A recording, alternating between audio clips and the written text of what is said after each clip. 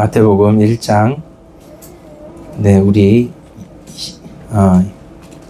20절에서 23절의 말씀입니다. 마태복음 1장 20절에서 23절. 이 일을 생각할 때에 주의 사자가 현몽하여 이르되, 다윗의 자손 요셉아, 내 아내 마리아 데려오기를 무서워하지 말라. 그에게 잉태된 자는 성령으로 된 것이니라. 아들을 낳으리니 이름을 예수라 하라. 이는 그가 자기 백성을 그들의 죄에서 구원할 자이심이라 하니라. 이 모든 일이 된 것은 주께서 선지자로 하신 말씀을 이루려 하심이니, 이르시되 보라, 처녀가 잉태하여 아들을 낳을 것이요 그의 이름은 임마누엘이라 하리라 하셨으니, 이를 번역한즉 하나님이 우리와 함께 계시다 함이라. 아멘. 오늘 말씀의 제목은 그리스도와의 연합입니다. 여러분, 그 성탄절 다가오면 가장 많이 설교가 되는 본문은 아무래도 이 마태복음 1장 아니겠습니까? 그래서 여기 보면 하나님이 우리와 함께 계시기 위하여 아들 예수님을 정말 처녀의 몸에 이렇게 남자를 알지 못하는 자의 몸에 잉태되게, 성령으로 잉태되게 하셨어요. 그래서 예수님이 이 땅에 오셔서 태어나셔서 또 이제 그리스도 예수 안에서 그리고 이제 나중에 공생의 사역을 시작하시는 거죠. 이렇게 돼서 저와 여러분, 우리가 예수님을 믿는다는 것은 결국 예수님은 하나님이 우리와 함께 하시기 위해서 예수님 이 땅에 보내셨다는 것이죠. 그래서 오늘 이제 말씀의 제목이 그리스도와의 연합이에요. 지금 연합이라는 이 신비를 오늘 이제 여러분들이 잘 이해를 하셔야 되고, 이제 성경에 우리가 이제 얘기를 이제 쭉 해야 되는데, 시작하기 전에 지금 이제 뉴에이지나 뭐 악한 자들은 또 이제 실제로 사탄의 영과 그 힘에 빌려서 이렇게 세상을 집어삼키려고 하는 악한 자들은 실제로 이제 사탄과 함께 하려고 귀신의 영을 불러들이고 그렇게 한다는 것이죠. 그래서 여러분 뭐 아시다시피 수많은 오컬트 문화라든지 또 뭐 유대교 중에 이제 그렇게 뭐 카발라 신비주의 이런 걸 해가지고 실제로 이제 세상을 장악해 나가는 그런 악한 단체들이 많이 있습니다. 이제 그런 딥스테이트 세력들은 사실상 뭐 미국, 중국, 무슨 인도, 뭐 대한민국, 일본 등등 이런 나라가 문제가 아니고, 사실 눈에 보이지 않는 이제 딥스테이트가 전 세계를 장악해 나가는 그런 모습들이 우리가 이제 느끼고 있는 부분이고요.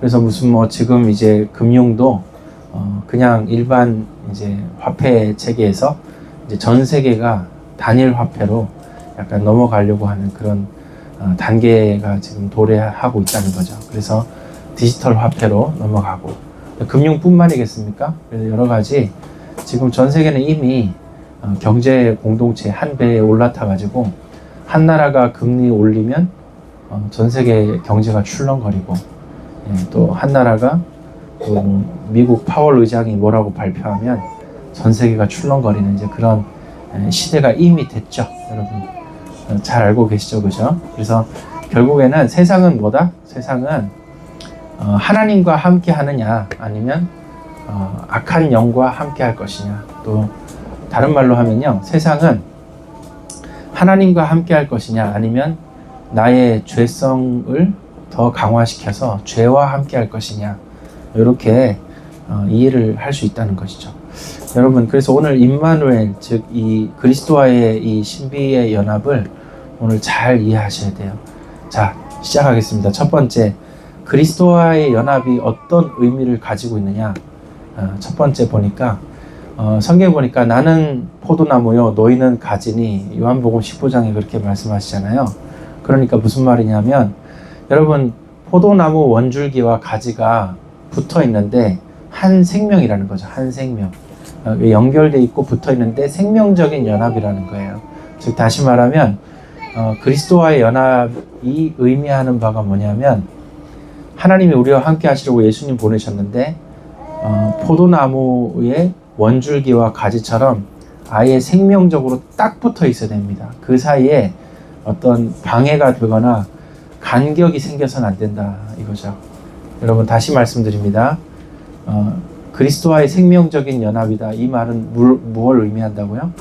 그 사이에 이 나누어지는 그 간격을 주는 그 무엇인가도 절대 있으면 안 된다는 거예요.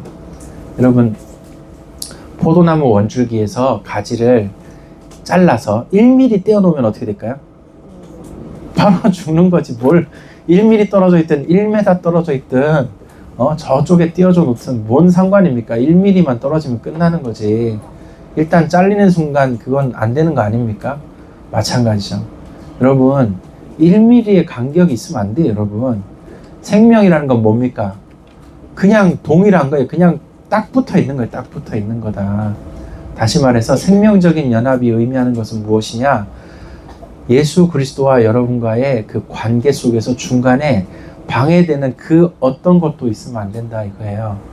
이해되십니까 여러분? 그래서 여러분 제일 먼저 중요한 게 예수님을 믿고 이제 이 땅에 살아가는 데 있어서 가장 중요한 거는 딱 붙어 있어야 돼. 즉 그 가운데 방해되는 건 사실 딱 하나예요. 우리의 죄성입니다. 우리의 죄성은 항상 우리 안에서 그리스도를 거부하고자 하는 마음도 있고 또 동시에 예수님을 믿고 따르려는 마음 두 가지가 있어요. 근데 사람들이 이해를 못해요. 이 죄성이 얼마나 심각한 문제인가를 이해를 하지 않죠. 왜냐하면 이미 많은 교회에서 죄에 대한 설교하기가 힘들어요. 요즘 시대가 죄 얘기하기가 더 힘든 시대란 말이에요. 이제 시대가 어느 시대인데 계속 죄에 대한 책망과 죄에 대한 자책감을 가지도록 설교를 하겠냐는 거예요. 차라리 저 17세기나 이럴 때 청교도들은 죄에 대한 설교를 굉장히 깊이 다루었어요. 그러니까 어떻게 되냐면 성도들이 매우 가난한 마음으로 하나님 저는 이제 어찌하면 좋겠습니까? 마치 사도행전 2장에 베드로의 설교를 듣고 거기 있던 사람들이 형제여 어찌할꼬 하면서 우리가 정말 예수님을 죽였으니 이제 어떻게 하면 좋겠냐, 우린 다 망했다 하고 완전히 마음이 완전 무너져 내리는 심령으로 형제들아 어찌할꼬 이랬단 말이에요. 바로 그거죠. 여러분 오늘날 우리 전 세계 또 우리 한국교회 성도들이 능력이 없고 힘이 없는 이유가 뭐냐면 생명적 연합 관계 속에 죄가 자꾸 끼고 그것이 자꾸 간격을 만들고 방해를 하는데, 그러나 너무나 신기하게도 죄에 대해서 책망하는 설교를 들으려고 하면 그건 또 듣기 싫다는 거예요. 그래서 한국교회가 능력이 없는 이유 중에 하나가 예수님에 대한 능력의 말씀을 못 전해서 능력이 없는 게 아니에요. 능력이 없는 이유는 뭐다? 죄에 대한 책망의 설교를 듣지 못해서 능력이 없는 거예요. 되게 아이러니하죠?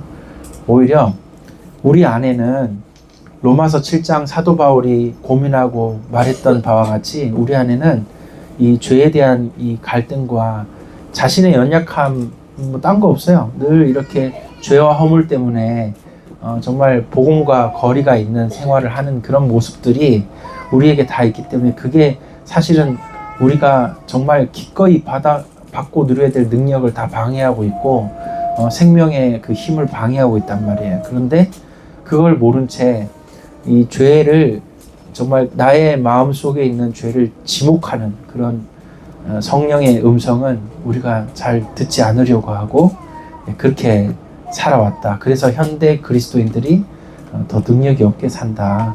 이런 걸 이제 말할 수 있다는 거죠. 여러분 이사야서, 예레미야서, 에스겔서, 그 다음에 주요 구약의 선지서들 다 읽으면 맨날 뭐라 그래요? 맨날 하나님의 진노예요. 하나님의 책망이에요. 하나님께서 얼마나 진노하시는지 구약의 선지서들 읽고 나면 저는 이제 고등학교 3학년 때부터 이렇게 성경 읽을 때 이상하게 이사야서나 이런 선지서 되게 좋아했어요. 그래서 그때도 항상 읽을 때마다 제가 성경을 읽고 나면 항상 느끼는 마음이 뭐냐면 얼굴이 약간 벌개져요. 제가 마음에. 왜냐면 너무 부끄러운 거예요. 하나님 이렇게까지 하나님이 화내시고 이게 너무 막 몸둘 바를 모르고, 여러분 마치 직장의 직원이 직장 상사한테 결제서를 들고 가서 결제서로 내밀고 이렇게 보고 드리고 서 있는데 직장 상사가 보고서 받자마자 집어 던지면서 이따구로 해오면 그만두라면서 거기서부터 시작해서 1시간 동안 막 퍼붓는다 한번 생각해 보세요. 여러분들 고개도 못 들고 가만히 있어서 예 시정하겠습니다. 예 그 제가 미스한 것 같습니다. 놓친 것 같습니다. 죄송합니다. 죄송합니다만 한 100번 했는데 그래도 혼나고 있는 거예요. 지금 상황이. 여러분 선지서 읽으면 그런 느낌이라니까요. 몸둘 바를 모른다고 여러분. 근데 하나님께서 우리에게 너희 안에 새 마음을 주시고 마음의 할례를 행하겠다 이렇게 말씀하시는데, 새 마음을 주시고 마음의 할례를 행하겠다 라고 말씀하시는 거는 진짜 조금이야. 근데 90%는 전부 다 죄에 대해서 들고 까는 소리 계속 너희 부자들아 왜 가난한 자 착취하냐, 사회적인 죄. 너희 종교인들아, 너희 제사장이 정말 이 성전을 지킨다고 앉아있는 것들아, 너희가 왜 구원받을 자들을 구원의 길을 막고 앉아있냐. 종교적인 죄, 이 복음에 대한 죄 말이죠. 그런 거 다 얼마나 책망을 하시는지요.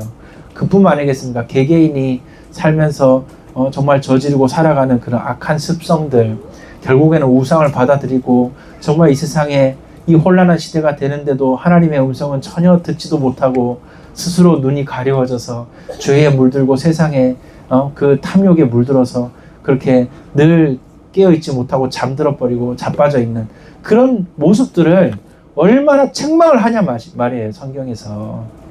여러분 구약에 39권이나 돼. 그게 분량이 또 엄청 많아. 그 책망이.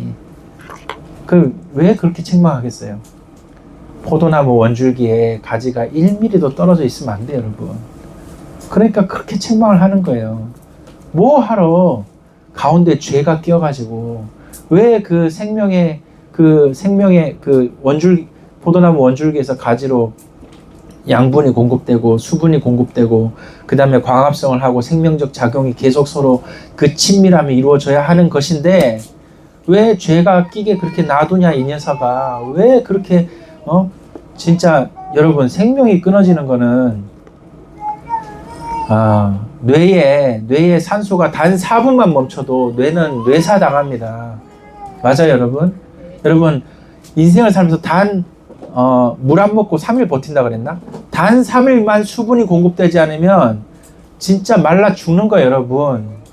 여러분 우리의 호흡이 단 2분만 멈추면 이거는 뭐 끝납니다. 심장이 멈춘다니까요 여러분. 생명적 관계는 그런 거예요. 단 1분도 긴박하게 생각해야 되는 게 생명적 관계예요 여러분. 생명적 관계라는 게 말이 쉬워서 그렇지, 예수님이 나와 생명적 관계를 이루었다 할렐루야 아멘 난 이제 됐어. 여러분 생명적 관계라는 말이 얼마나 무서운 줄 아세요? 단 1분의 그 떨어짐도 용납하지 않는 거예요. 단 1mm의 떨어짐도 용납하지 않는 게 생명적 관계라는 뜻입니다. 근데 그런 건 모르고 생명적 관계야, 이제 예수님 내 안에 계셔, 내가 주님 안에 있어, 그 머리로 뭐 믿을 거예요? 아무 능력 없이 경건의 모양만 취하고 경건의 능력은 없을 겁니까? 도대체가 성경이 우리를 얼마나 책망하시는데 그걸 우리가 외면하겠냐 말이에요. 여러분, 저와 여러분이 임마누엘 주님이 하나님이 우리와 함께 하시기 위해서 지금 우리를 이렇게 예수님을 보내셔서 감사합니다. 이 성탄의 계절에 정말 이렇게 한 해를 마감할 수 있는 이때 주님이 함께 하심에 너무 감사합니다. 이런 마음으로 우리는 이제 한 해를 마무리하고자 오늘 이 말씀을 제가 꺼내 들었어요. 지금 3주째 지금 성탄 설교하고 있어요. 성탄에 대한 메시지를 3주 때 하고 있는데, 그 성탄의 메시지의 가장 핵심이 되고 가장 꽃이 되는 메시지가 뭐냐? 임마누엘 아닙니까?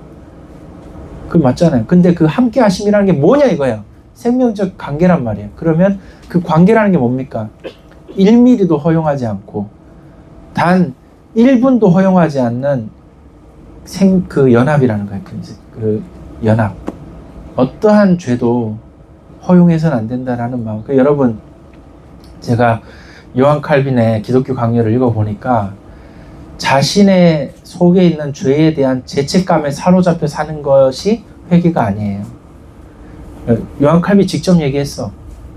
죄책감에 사로잡히는 게 회개가 아니래요. 그럼 뭐가 회개입니까? 실제로 나의 삶의 변화를 일으키는 게 회개예요. 실제로 내가 죄를 미워하는 게 회개고, 실제로 주님을 기뻐하는 게 회개라 이 말이에요. 그러니까 우리가 자꾸 회개도 오해하는 게 죄책감에 사로잡혀 사는 걸 회개라고 그런 막연한 이미지를 갖고 있으니까 회개 뭐 어쩌다 한 번씩 하면 되고 이렇게 생각. 그게 아니에요. 여러분, 믿음이 자라는 데 있어서 기독교 강요 읽어보니까 믿음이 자라는 데 있어서 회개가 얼마나 큰 작용을 하냐 이거예요. 그런 걸 읽어보니까 참 내가 신앙을 다시 배워야 되겠구만 이런 생각이 들더라고요. 여러분, 회개가 매일 일어나야 돼. 매일. 여러분, 왜 인간에게 8시간 수면을 주신지 아십니까? 아니, 시간도 아까운데 하루 24시간이 막 모자란 사람 많을 거 아니에요. 하고 싶은 거 많고 일해야 될 거 많고 뭐 능률을 올려서 더 할 거 막 능력을 키우고 싶은데 하루에 막 8시간씩 잘래니까. 근데 여러분, 자는 시간이 뭡니까? 자는 시간이 몸이 다 쉬면서 뭐가 일어나요? 그때 면역 체계가 활성. 여러분, 살아서 움직일 때는 활동 체계예요. 그때는 소화시켜야 되고 먹고 에너지를 만들어서 힘을 내야 되는 체계예요. 낮 시간 동안에는 활동을 할 수 있게끔 체계가 몸이 됩니다. 근데 밤에 잘 때 왜 8시간 자냐고요? 면역 체계가 작동하라고. 그러면 그 말은 뭡니까? 우리가 영적으로 이해할 때도 포도나무 원줄기에 가지가 붙어 있을 때는 그 생명적인 연합과 그 완전히 붙어 있는 걸 위해서는 적어도 그 나를 정화하고 나의 속에 죄가 완전히 끊어지고 죄를 미워하고 다시 하나님의 은혜 가운데 들어가는 시간들이 우리에게 있어야 된다는 거예요. 이해되시죠? 그래서 포도나무 원줄기에 가지가 붙어 있을 때 열매 맺는 건 당연한 거예요. 근데 여러분이 집중해야 될 건 뭐냐면 열매 많이 맺게 해주세요를 집중하는 게 아니에요. 저와 여러분 집중해야 될 게 뭐냐면 그리스도와의 연합을 방해하는 것들을 철저하게 제거하겠다는 것에 집중하셔야 돼요. 자, 그럴 때 예수 그리스도와의 관계가 생명적으로 딱 붙어 있을 때 그때 그 다음 거는 된다 이 말입니다. 할렐루야. 그래서 그런 연합이 되시길 바랍니다. 자, 두 번째입니다. 성경에 보니까 하나님이 우리의 남편이고 또 너희들은 신부다 뭐 이런 표현, 그 다음에 예수님이 신랑이고 우리가 신부다 이런 표현들이 많아요. 그러니까 부부의 관계로 이 임마누엘을 설명하는 장면이 성경에 굉장히 많단 말이에요. 남편과 아내, 신랑과 신부 이런 구도로 관계를 표현하는, 하나님과의 우리의 관계를 표현하는 그런 구절이 굉장히 많습니다. 여러분 읽어보셨죠? 그때 그 신랑과 신부, 남편과 아내라는 그런 관계 설정이 왜 있을까요? 왜 함께 한다는 설명을 그런 부부의 관계로 설명을 할까요, 여러분? 여긴 중요한 의미가 있습니다. 오늘 두 번째. 첫 번째는 생명적 관계다 얘기 드렸죠? 두 번째, 임마누엘은 어떤 걸 의미하느냐? 이 그리스도의 연합은 무엇을 의미하느냐? 두 번째, 바로 이 부부의 관계를 의미한다라는 걸 꼭 기억하셔야 돼요. 근데 이 부부 관계를 의미한다는 그 의미를 여러분 이렇게 적으셔야 돼요. 기쁨이라고 쓰셔야 돼요. 기쁨. 그 성경은 그리스도의 연합을 기쁨의 연합으로 설명해요. 그 여러분 뭐 이사야 62장 이런 데 보면 마치 새 신부가 새 신랑을 이제 일 갔다가 돌아오는 새 신랑을 막 기쁘게 막 기다렸다 맞이하는 그런 장면들.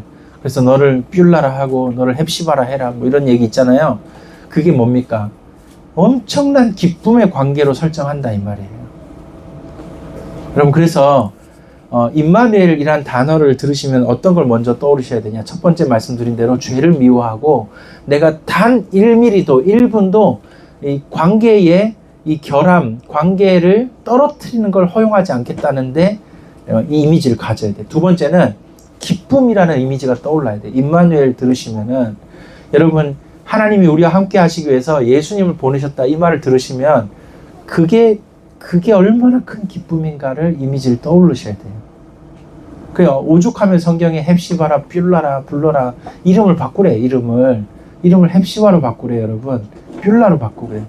기쁨이란 뜻이거든요. 얼마나 이게 중요했으면 그렇게 바꾸라고 하겠습니까? 여러분, 그 워렌 버핏이 이런 말을 했어요. 워렌 버핏이 영어로 해볼게요. Yesterday is history. 과거는 역사래. 여러분, 과거는 역사. 그 다음에 이제 Tomorrow is mystery. 미래는 신비래. 그 다음에 Today is gift. 오늘은 선물이래. 워렌 버핏이 한 말이지만 참 기억에 남는 말이에요. 옛날에 한 말인데, 여러분, 과거는 뭐라고요? 역사래요. 이게 뭔 말입니까?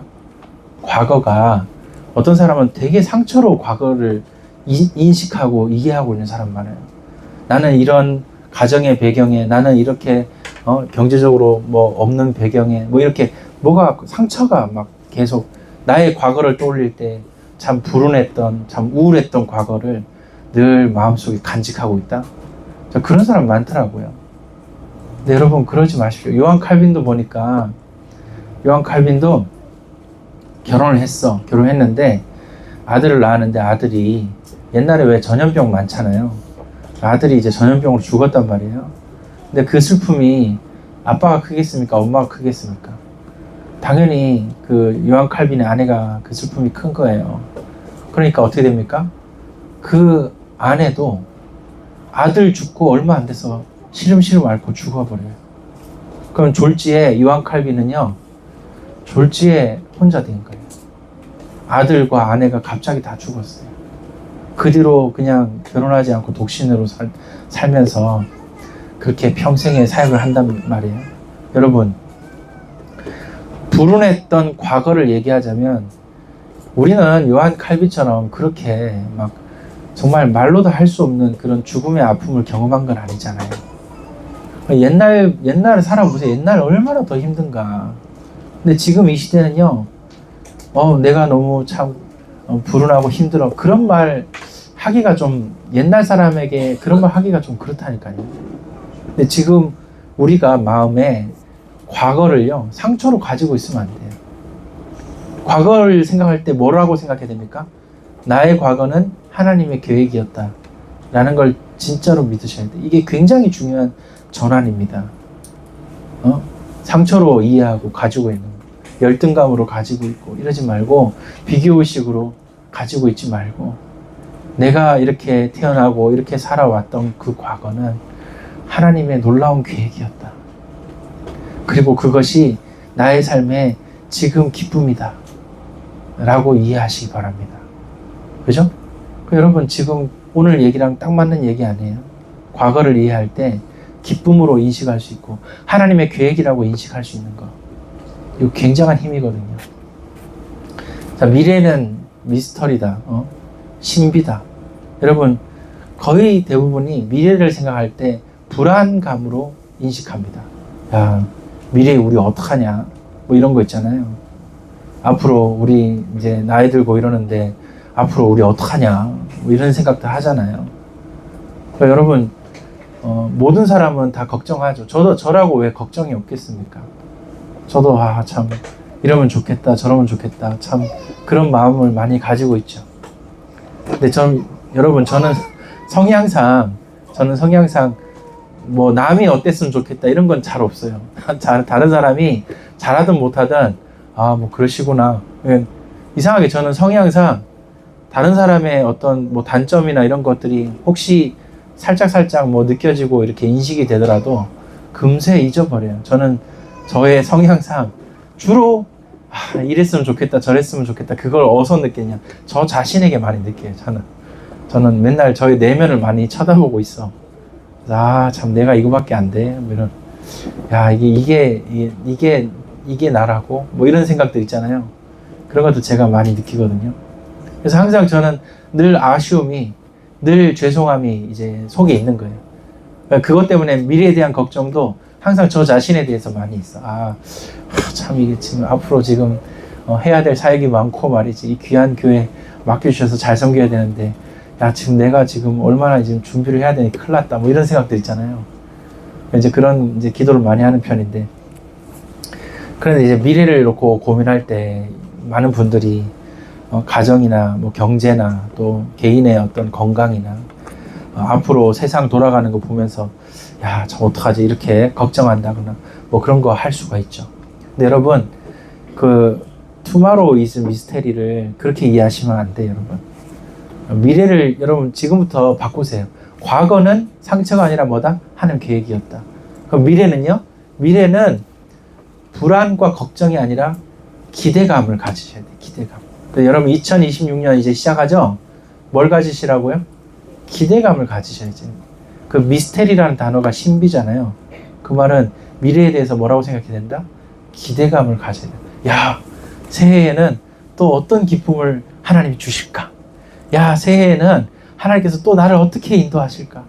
그 인도하심에 대한 기대감, 하나님의 선하심에 대한 기대감, 하나님의 공급하심에 대한 기대감을 가진다는 것이죠. 워렌 버핏은 그런 신앙의 의미를 담고 말한 건 아니지만 굉장히 좀 복음적인 말 같아. Tomorrow is mystery. 기대감을 가져라 이 말이죠. 그럼 오늘은 뭐예요? 이제 오늘은 Tomorrow is gift. 오늘은 선물이다 이거예요. 오늘 하루하루가 선물이라는 걸 반드시 믿으시길 바랍니다. 하나님과 함께 한다는 건 뭡니까? 이렇게 기쁨으로 사는 거예요. 그 옛날 얘기인데 어떤 대학생이 취업하려고 이렇게 원서를 이제 다 이렇게 면접을 봤는데 다 떨어지고 지방의 어느 전자회사 하나 된 거예요. 그러니까 이제 목사님께 상담하는 거, 목사님 저 지방에 하나 회사 되고 딴 데 다 떨어졌다고 이렇게. 근데 이제 그 목사님이 지혜로운 게, 야, 일단 시작하면 돼. 그 지방에 있는 회사라도 가. 그 여러분 광주전자라고 아세요? 모르죠? 없어졌거든요. 그 광주전자라고, 이제 광주까지 가야 돼 지금. 그래서 그 이제 대학생은 광주전자에 취직해가지고 지방에 이제 딱 간 거예요. 근데 여러분, 미래는 진짜 알 수 없어. 이 사람이 예수님 믿고 하나님 바라보고 그냥 성실하게 직장 생활하고 그렇게 하는데, 그냥 뭐 약간 큰 중소기업이죠 뭐.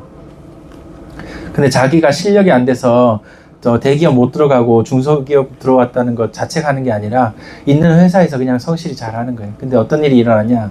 기적 같은 일이. 그 광주전자가 없어졌다 그랬죠? 왜 없어졌냐면 삼성전자에 인수합병됐어요. 졸지 새해 바뀌면서 갑자기 삼성전자 정직원 된 거야.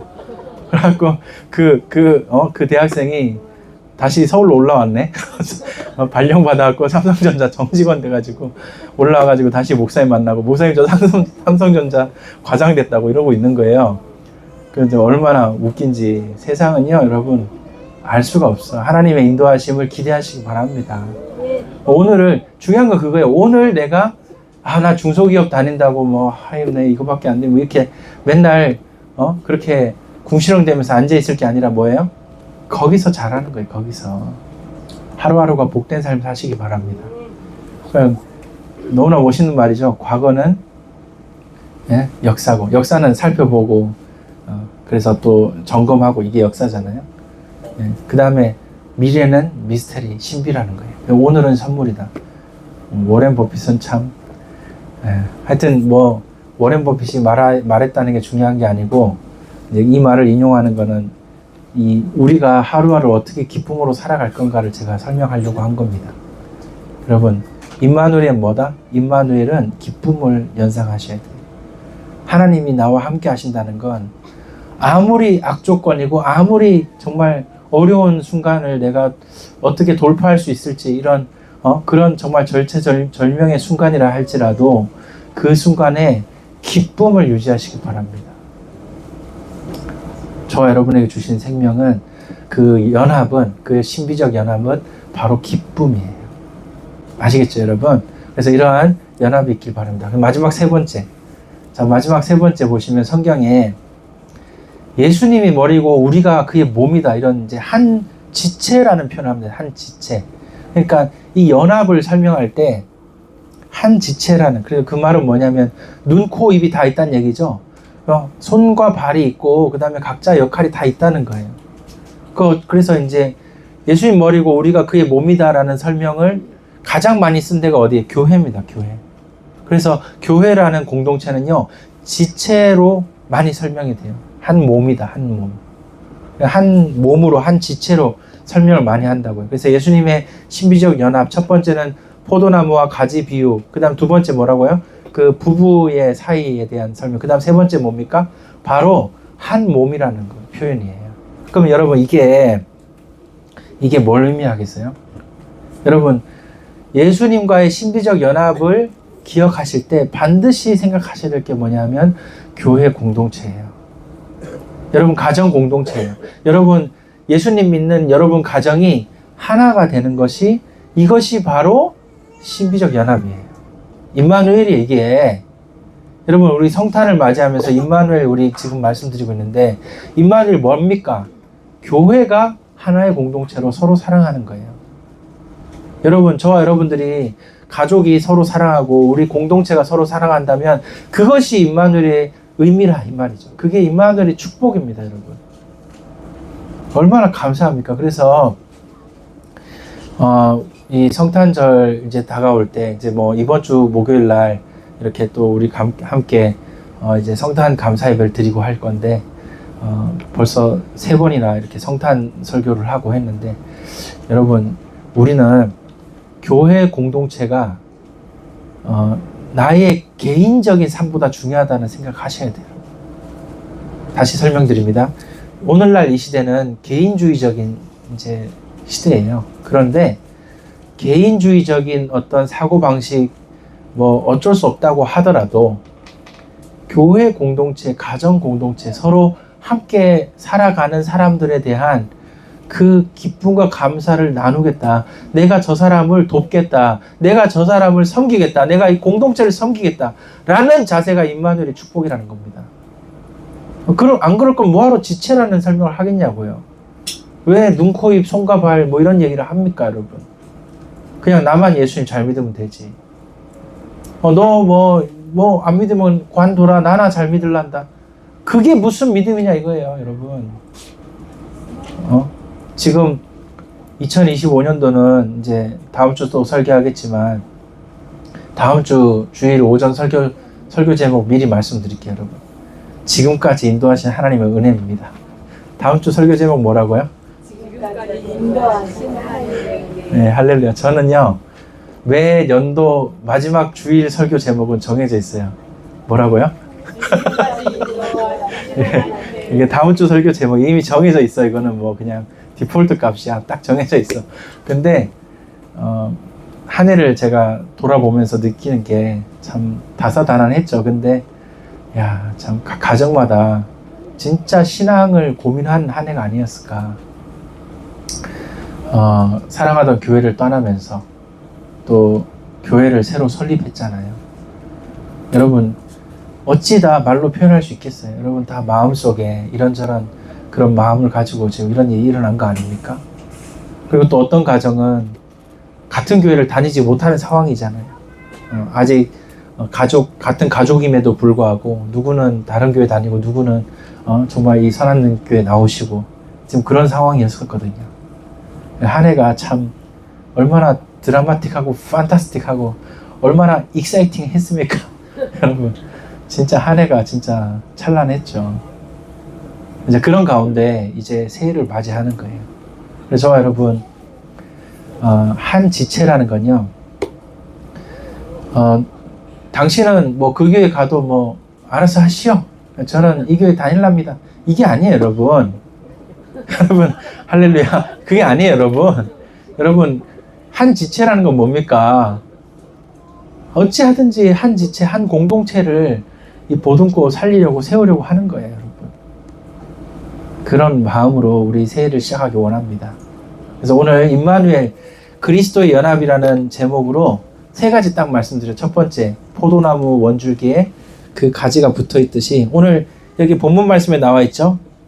마태복음 1장 21절에 뭐라고 나와 있습니까? 자기 백성을 그들의 죄에서 구원할 자입니다. 죄에서 구원된다. 죄를 미워하고 죄가 끊어지는 이 죄라는 이 생명적 관계를 방해하는 요소들을 끊어내는 게 그게 바로 굉장히 중요한 이 임마누엘이라는 거죠. 하나님의 은혜로 가능합니다. 여러분 이걸 포도나무와 그 가지의 관계를 생각하시면서 그렇게 이해하시고 두 번째로 이 남편과 아내, 신랑과 신부라는 관계를 이해하시면서 기쁨이라는 단어를 떠올리셔야 돼요. 세 번째 뭡니까? 공동체라는 단어를 떠올리셔야 돼요. 임마누엘은 뭐다? 공동체다. 우리는 지체다. 눈 빼고 코 빼고 나만 되면 된다. 절대 아닙니다, 여러분. 절대 안 돼요. 우리는 한 공동체, 저와 여러분들이 이렇게 서로 하나가 되어 우리가 사랑한다는 것이 굉장히 축복인 줄 믿습니다. 그래서 오늘 이제 하나님이 우리와 함께 계시다, 이거 때문에 예수님 보내셨다는 거죠. 그죠? 그리고 예수님 다 사역하 십자가 지시고 죽으시고 부활하시고 승천하시고 지금 하늘 보좌 우편에 계시면서 저와 여러분 지금도 중보하며 우리를 위해 중보하며 기도하시는 분이 예수님이십니다. 이제 때가 이르면 속히 이 땅에 다시 오실 텐데, 그러면 우리가 예수님 어떻게 믿는다? 임마누엘, 지금 우리 안에 성령으로 함께 계신다. 그래서 임마누엘, 성령 내주, 이런 거 성경에서 정말 중요한 개념이에요. 함께 하신다. 함께, 내가 그와 더불어 그는 나와 더불어 먹으리라. 함께 하신다. 이 생명적인 신비가 계속 교류가 돼야 되는 거죠.